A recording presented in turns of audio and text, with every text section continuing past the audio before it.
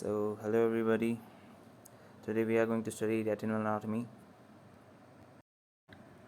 Let's start with the basic diagram that will help us understanding the structures of retina.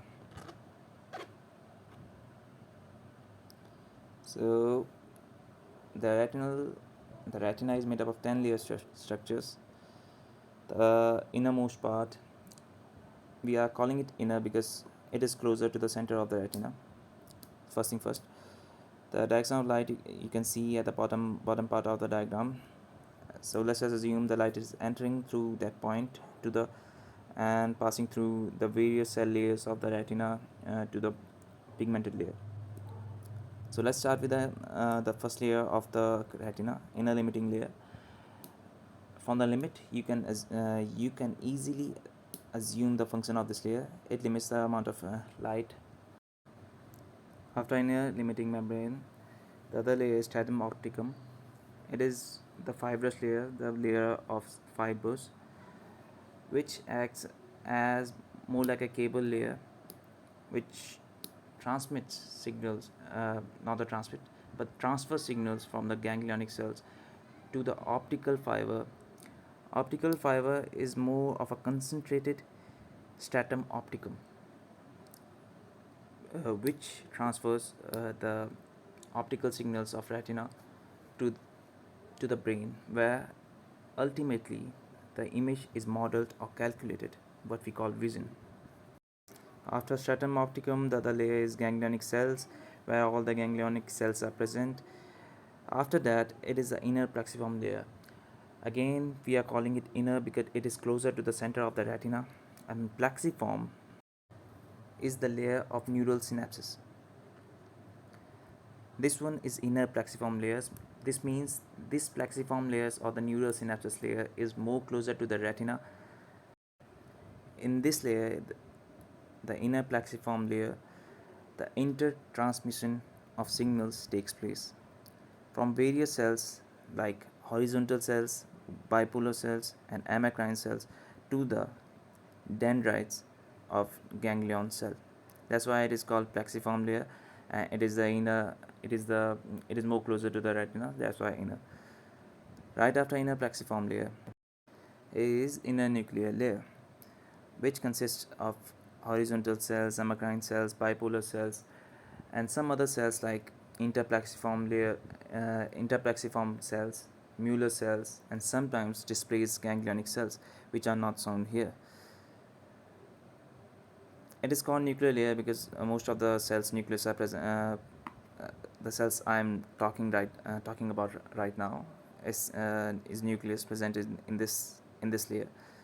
Right after inner nuclear layer, the other layer is outer plexiform layer, where it is also the neural synapses, which connects photoreceptor cells like cone cells and rod cells, rod cell synapses to the synapses of the cells present in inner nuclear layer like horizontal cells and the bipolar cells.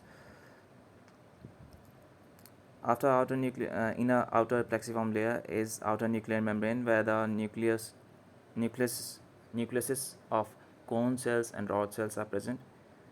After that, it is outer limiting membrane, which further limits the amount of light and light rays passing through the cells.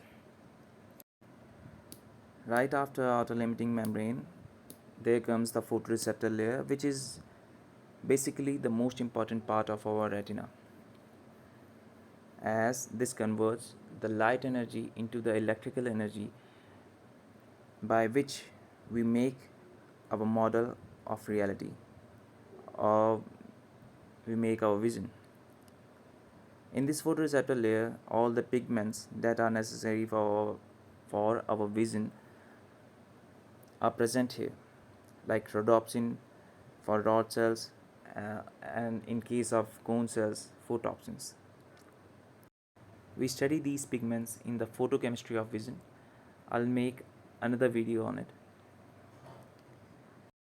After photoreceptor layer, the last but not the least comes the pigmented layer. It is heavily pigmented with the melanin The black pigment, melanin, in the pigmented layer prevents light reflection through out of the globe of the eyeball, which is extremely important for clear vision.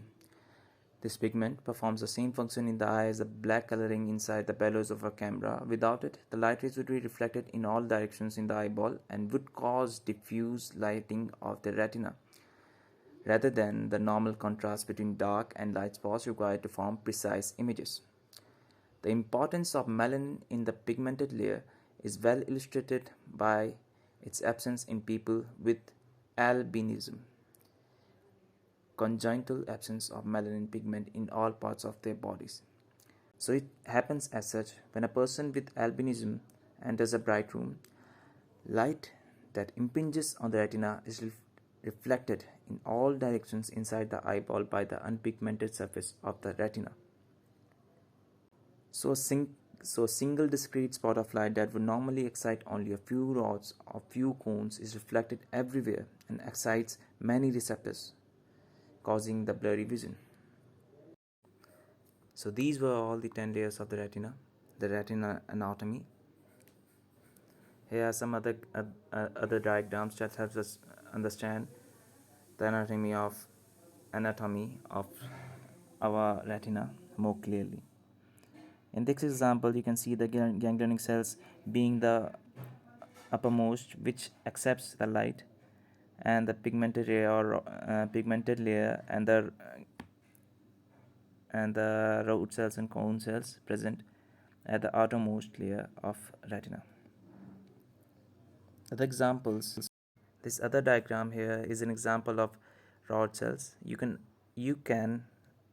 guess the type of cell by looking at the tip of the cell. Here the tip is blunt, so it is a rod cell, and if it was the cone cell, you can see a triangular shape tip at the top. So the point we are looking here is a synaptic body that links and transmits signals to the other cells of the retina, like horizontal cells to the bipolar cells, to the ganglionic cells, to the stratum opticum, to the retina. To the optical nerve, and ultimately to the brain. This last diagram here is for more clear understanding of the anatomy of retina. You can see the various cells present in our retina more clearly in this diagram.